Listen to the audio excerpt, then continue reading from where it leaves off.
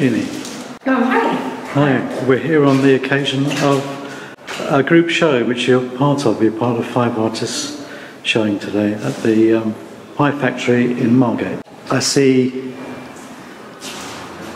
huge paintings, tumbling figures in monochrome. Yeah. With a technique that I don't really recognise or I'm not familiar with. So. Okay. Yeah, I use watercolour. So obviously on a canvas, vertical canvas, you couldn't put watercolour on. It would literally just pour off. So my way around it was to get flat sheets of unprimed canvas, lay them flat, prime them with these 3 layers of primer and then a couple of layers of absorbent primer so that it would, which I made up myself because it's hugely expensive, that's another thing, but that will allow the watercolour to sit on the top but just be absorbed just enough and sit in the areas that I put it in. So it's worked flat, it's on the stretcher frame now until it's dried at the end of the process. And so that's basically it. So it's watercolour on primed, specially primed canvas, lamp black watercolour. Is that something that evolved or something that you picked up from tips from other people? It evolved. Because of the work I'm doing, I'm working with contemporary dancers and I'm trying to imbue these canvases with a sense of movement that continues, that goes through the canvas and out the other side. I don't want any stoppages in it, which by that I mean that feet and hands that literally do stop the movement visually. And colour itself became another distraction or another thing to complicate the process and the feeling of movement. At the minute, that is. I'm not sure where I'll go with it, but these, I purely wanted them in black and white, so I really simplified the process, yeah. so the viewer wouldn't be looking and thinking, oh, having to work the colours out. It would be smack, black and white. What I notice about these paintings is they're cropped in a quite a dramatic way, you know. I'm assuming, although you can confirm it, that you paint them unstretched and then decide. Is that correct? You make the frame, the stretcher, according to how you want to crop the image. Yeah, exactly. The stretcher frame is the last consideration. I don't want stoppages particularly, so I don't necessarily need a hand. I don't need foot. I could have a sense of the foot going off. Where does it go to? I don't want those stoppages, and I also don't want faces. Yeah. Particularly because that's another thing that will start to concentrate on the face. It's not particularly important. To me, it's that flow that travels out. I do need some, but so cropping it is really key. If I crop the feet off, I can actually turn the canvas round, and it can equally work at any orientation. Which is a bit like when I watch the dancers themselves, so they're tumbling all over. It is that continuity, and freezing them with hands and feet and faces is exactly what I don't want. Yeah. So cropping is key. They're acquiring an abstract quality, aren't they? Yeah.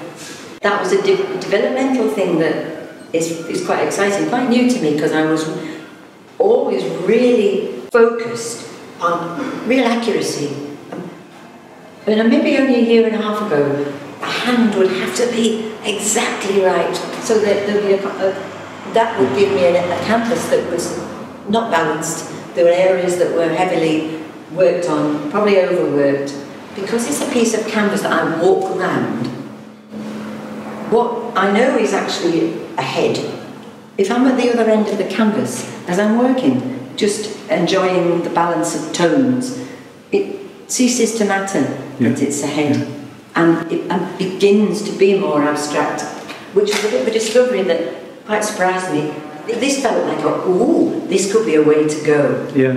And I find it quite difficult to let go completely. That's quite interesting. I'm not sure whether I'll go more that way. I mean, we're always wondering where our work's going, aren't we, in the process of making it, you know, and when something happens and, you know, you make that decision whether to go for it. And there is that tendency, isn't there, to want to see it finished, to want to see a completion, because to say, I know what I'm doing with this, but to let it just flow and then surprise yourself.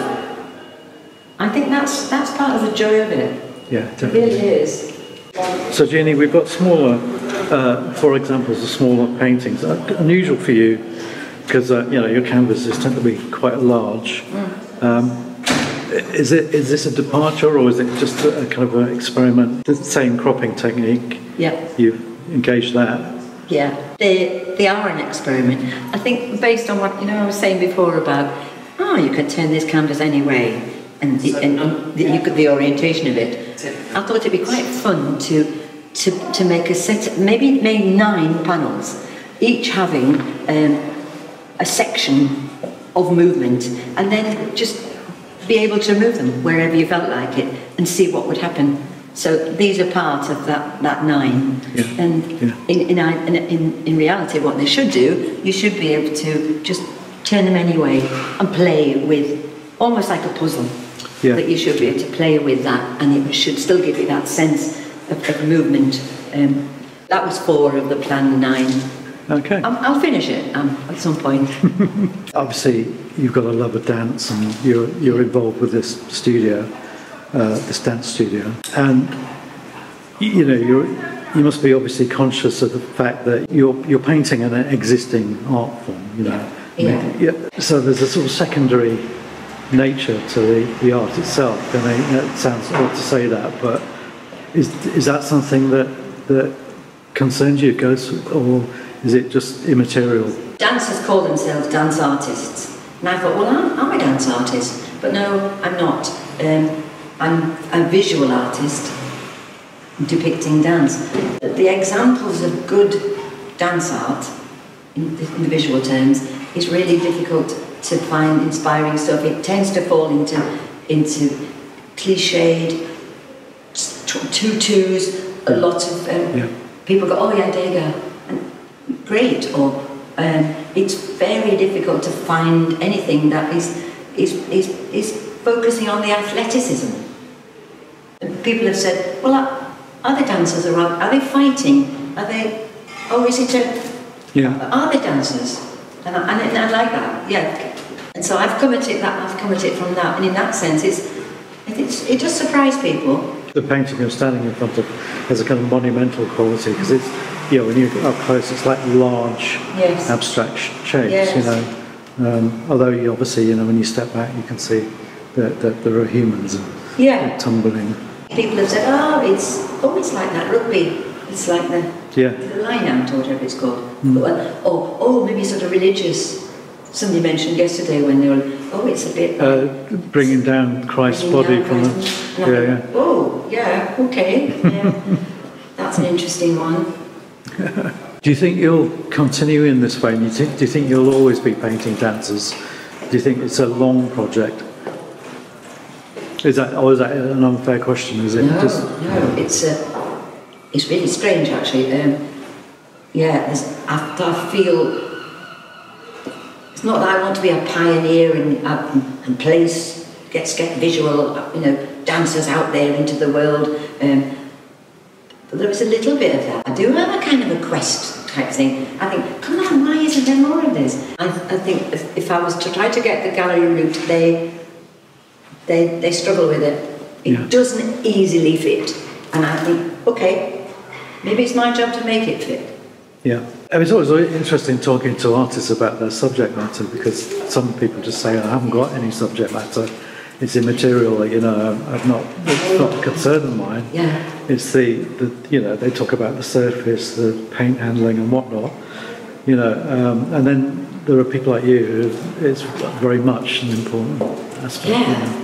I think I probably always am going to be movement based. I don't think I'll be still live.